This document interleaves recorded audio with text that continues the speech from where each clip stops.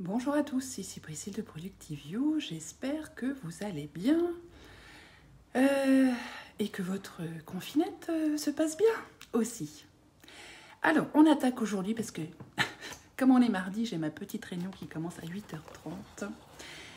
Donc on est toujours sur le livre Soulful Simplicity de Courtney Carver, dans son chapitre ou son manifeste du gentil guerrier pour mettre fin à ce qu'elle appelle le business. Alors j'essaie de trouver hier une espèce de traduction française et on pourrait appeler ça un peu l'occupationnite, hein, vous savez, les gens qui, et d'ailleurs j'en suis parfois, hein, pas dire les gens, toujours occupés, toujours à fond, j'en ai partout, j'en peux plus, voilà, il y en a toujours tout le temps, trop.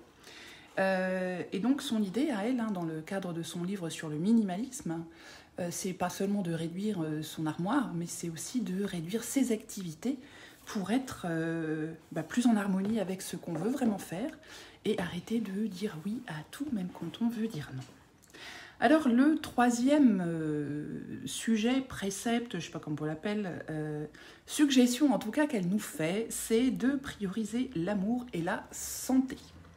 Et ce qu'elle nous dit, voilà, c'est qu'effectivement, l'amour et la santé, ce sont quand même des choses qui sont primordiales dans la vie. Et que, ben voilà, si vous tombez malade, ou si on tombe malade, ça remet en cause beaucoup de choses. Et je veux dire, elle parle quand même d'expérience, puis comme je vous l'ai expliqué hier, c'est une dame qui était extrêmement occupée et qui est tombée soudainement gravement malade, puisqu'elle a attrapé la sclérose en plaques. Et du coup, ça lui a fait remettre un peu les choses dans leur contexte, on va dire, ou revoir un peu ses priorités. Et elle insiste vraiment hein, sur le fait que maintenant, pour elle, c'est vraiment sa priorité, hein, l'amour des gens qui l'entourent, pour sa famille, et puis sa santé et celle de sa famille, bien évidemment, et qu'elle s'emploie au maximum à les protéger, hein, à protéger cette santé, parce que voilà, sans la santé, on n'avance pas. Quatrième point, c'est demander de l'aide.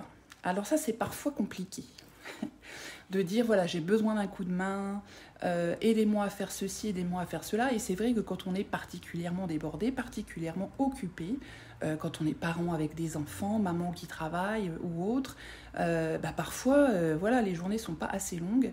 Et il n'y a pas de honte à demander de l'aide. Il n'y a pas de honte, ce n'est pas un signe de faiblesse hein, ou qu'on ne s'en sort pas. C'est que, voilà, à certains moments, on ne peut pas faire tout seul. Et recevoir un petit coup de main de son entourage, déjà ça va renforcer les relations, ça va aussi mettre en évidence que vous n'essayez pas d'aller au-delà de ce qui est faisable et que vous êtes conscient des limites que vous avez et que vous n'hésitez pas à faire appel à des personnes qui peuvent vous aider. Et ça c'est valable hein, dans la vie privée comme dans la vie professionnelle. Donc effectivement il y a tout un tas de choses qu'on peut faire tout seul, mais ça ira beaucoup plus vite si on le fait à plusieurs.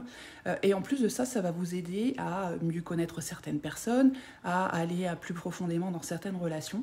Donc il y a plusieurs avantages à accepter de l'aide. Voilà, donc c'était les deux petites choses que je voulais voir avec vous aujourd'hui, issues de ce livre de Courtney Carver, Soulful Simplicity. Je vous le recommande, hein, il se lit très facilement, même si c'est en anglais. Franchement, c'est pas du tout compliqué hein, comme niveau d'anglais, donc n'hésitez pas. Voilà, je vous souhaite à tous une bonne journée. Je la goutte au nez, moi. Je commence à me faire attraper par des allergies. Et oui, ça rentre quand même. Je vous souhaite une très belle journée et je vous dis à demain. Bye bye.